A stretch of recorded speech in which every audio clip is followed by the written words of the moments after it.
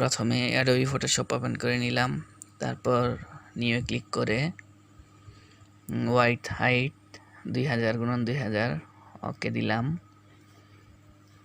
তারপর ফাইল থেকে automate option choose করব। আজকে অটোমেট অপশন অন করে কন্টাক্ট শীট 2, তারপর ব্রাউজে ক্লিক করে আমি গ্লোব নামে একটা ফোল্ডারে 49টা ছবি একসাথে করে রেখেছি। এখানে 7 কলামস আর র 7 দিয়ে ওকে করে নিব, যাতে করে 49টা ছবি দিয়ে একটা গ্লোব তৈরি হয়। তারপর অটোমেটিক ছবিগুলা সাজানো হবে। দেখতে পাচ্ছেন কিভাবে অটোমেটিক ছবিগুলো আসছে। এই ছবিগুলো আমার ওই ফোল্ডারে সেভ করা ছিল।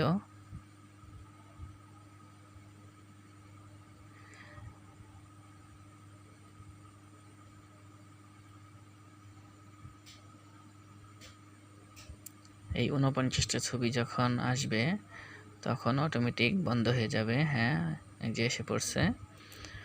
তারপর এটাকে ড্র্যাগ করে টেনে ওই মূল ইমেজটাতে নিয়ে নিব। এটা মিনিমাইজ করে দিলাম। তারপর ফিল্টার অপশনে গিয়ে রেন্ডারে গিয়ে রেন্ডার না, ডিস্টর্টে গিয়ে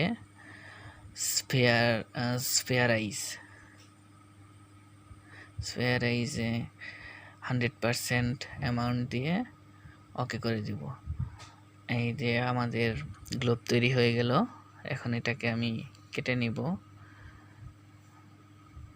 ড্র্যাগ করে টেনে এতটুকু নিয়ে তারপর আপনার ব্যাকগ্রাউন্ডটা ডিলিট করে দিব। সিলেক্ট ইনভার্স করব। সিলেক্ট ইনভার্স করে ব্যাকগ্রাউন্ড কালারটা সাদা দিয়ে নিব।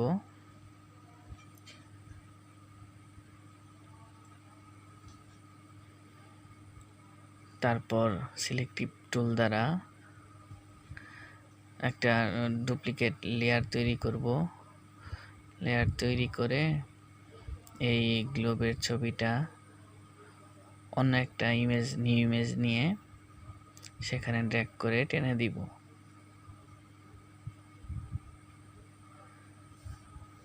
ওই একই মাপের ছবি নিলাম, নিয়ে ড্র্যাগ করে টেনে ওই ইমেজে নিয়ে নিলাম। তারপর কোণাতে ধরে শিফট চেপে কোণাতে ধরে টান দিলে একটু ছোট করে নিলাম। তারপর এন্টার চাপলাম। তারপর স্ফেয়ার অপশনে গিয়ে একটা ছোট একটা চাপা গোলকের মতো এঁকে ব্যাকগ্রাউন্ডটা কালো করে দিলাম। দেখেন সুন্দর একটা গোলক তৈরি হয়ে গেল।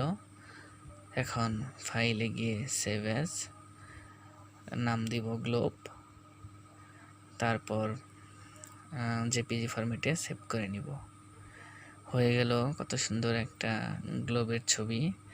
এখন ওপেন করছি। আপনারা চাইলে আপনাদের নিজের ছবি দিয়ে গ্লোব তৈরি করতে পারেন। ধন্যবাদ সবাইকে। সবাই ভালো থাকবেন। আল্লাহ হাফেজ।